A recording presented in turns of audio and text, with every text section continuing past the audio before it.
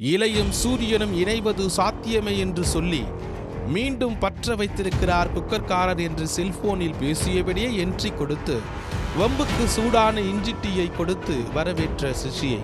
டெல்லி பாஜகவின் கைகள் இதன் பின்னணியில் இருக்கிறது போல தெரிகிறது சுவாமி என்றபடி செய்தி கச்சேரியை தொடங்கி வைத்தார்.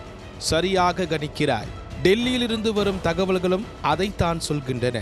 பாஜகவை எதிர்க்க திமுக, தாவேக ஆகிய இரு கட்சிகளும் தேசிய அளவில் ஓரணியில் இருக்க வேண்டும் என்று விடுதலை சிறுத்தைகள் கட்சியின் திருமாவளவன் கூறியதை அடுத்து டெல்லி ரியாக்ஷனாக டிடிவி தினகரனின் இந்த பேச்சு பார்க்கப்படுகிறது. விசிகாவின் விருப்பம் நிறைவேறக்கூடாது என்ற சிந்தனையில் திமுக, அதிமுகவை ஒரே குடையின் கீழ் செயல்பட வைப்பது என்ற திட்டத்தை செயல்படுத்த தயாராகிவிட்டதாம் டெல்லி பாஜக மேலிடம். அதன்படித்தான் மதுரையில் செய்தியாளர்கள் சந்தித்த டிடிவி தினகரன், அண்ணாவும் ராஜாஜியும் ஒன்றிணையவில்லையா? அரசியல் சூழல் யாரை வேண்டுமானாலும் ஒன்று சேர்க்கும். திமுக, அதிமுகவும் இணைந்து செயல்பட வாய்ப்புள்ளது. திமுக கூட்டணி கட்சியை அழைத்து விஜய் அமைச்சரவையில் இடம்பெற செய்தது நியாயம் என்றால் இந்த கூட்டணியும் நியாயம்தான் என்று பேசியிருக்கிறார். விரைவில் தமிழக அரசியலில் விசித்திரமான வான வேடிக்கைகளை எதிர்பார்க்கலாம். எம்எல்ஏக்களின் வீடியோ வாக்குமூலத்தை தயார் நிலையில் வைத்திருக்கிறதாமே ஆளும் கட்சி. 4 அதிமுக எம்எல்ஏக்களின் ராஜினாமா ஏற்கப்பட்டதற்கு எதிராக அதிமுக தரப்பு தொடர்ந்த வழக்கு விசாரணை சென்னை உயர்நீதிமன்றத்தில் நடந்து வருகிறது. கட்சி தாவல் புகார் சபாநாயகரின் விசாரணையில் இருக்கும் போதே இடைத்தேர்தல் நடத்தக்கூடாது என்பதுதான் அதில் முக்கிய பஞ்சாயத்து. விசாரணை முடிவில் சபாநாயகர் அதிகாரத்தை மீறுவதாக கோர்ட் எந்த விதத்திலும் எச்சரித்துவிடக் கூடாது என்பதில் கருத்தாக இருக்கும் ஆளும் தரப்பு 4 மாஜி அதிமுக எம்எல்ஏக்களை சமீபத்தில் ஒரு நாள் நேரில் அழைத்துள்ளது.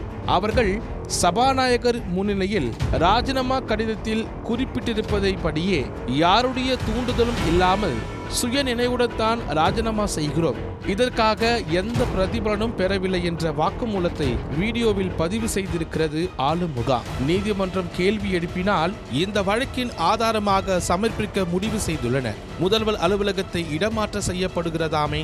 தலைமை செயலக வளாகத்தின் ஒரு பகுதியில் உள்ள சட்டமன்ற கட்டிடத்தில் இயங்கி வரும் தற்போதைய முதலமைச்சர் அலுவலகம் மற்றொரு பகுதியில் உள்ள நாமக்கல் கவிஞர் மாளிகையின் 10வது மாடிக்கு இடம் மாற உள்ளது. இட நெருக்கடி காரணமாக இந்த இடமாற்றம் என அதிகாரிகள் வட்டாரத்தில் கூறப்படுகிறது. ஆனால் ஜோதிடர் அட்வைஸ், வாஸ்து போன்ற காரணங்களால் தான் மாற்றம் என்கிறார்கள்.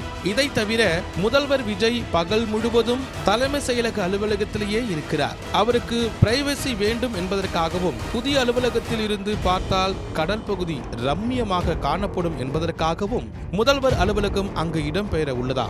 தாவேக தலைவர் விஜய் கரூர் சென்று அன்று திமுக விஐபி ஒருவர் சர்ப்ரைஸ் கொடுத்து விட்டாராமே. கரூர் மாநகராட்சி திமுக மேயர் கவிதா முதல்வர் விஜய் கலெக்டர் அலுவலகத்தில் வரவேற்றதுதான் திமுக மேலிடத்திற்கு ஷாக். அவரின் கணவரான கணேசிடம் இருந்து நகர செயலாளர் பதவியை அறிவாலயம் பறித்து விட்டதால் கடும் அப்செட்டில் இருந்து வருகிறார். இந்த நிலைமையில் விஜயின் கிரேஸ் உள்ளாட்சி தேர்தலிலும் எதிரொலிக்கும் என கணக்கு போட்டவர் தன் வணக்கத்திற்குரிய பதவியை தக்க வைத்துக் கொள்ள விஜயின் முன்னிலையில் ஆளும் கட்சியிலேயே இணைய தயாரானாரா. ஆனால் இவரை சேர்க்கக்கூடாது என்று சமீபத்தில் தாவேகாவில் இணைந்த அம்மாவட்டத்தின் மாஜி முட்டுக்கட்டை போட்டிருக்கிறார். ஆனால் இன்று இல்லை என்றாலும் விரைவில் தாவேகாவில் இணைந்தே தீருவேன், அதை யாராலும் தடுக்க முடியாது என்று கங்கணம் கட்டியிருக்கிறாராம் வணக்கத்துக்குரியவர்.